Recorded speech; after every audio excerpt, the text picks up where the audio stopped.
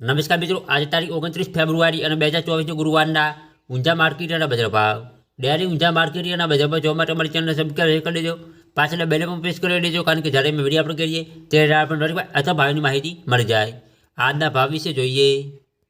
જીરું 4000 રૂપિયાથી 6221 રૂપિયા, રાયડો 831 રૂપિયાથી 1100 રૂપિયા, ઈસકબુલ 2761 રૂપિયાથી 400100 રૂપિયા, ધાણા 1100 રૂપિયાથી 2625 રૂપિયા,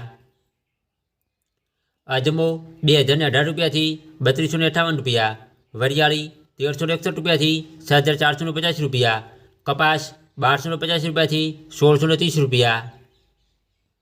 ડીસા માર્કેટના બજાર ભાવ.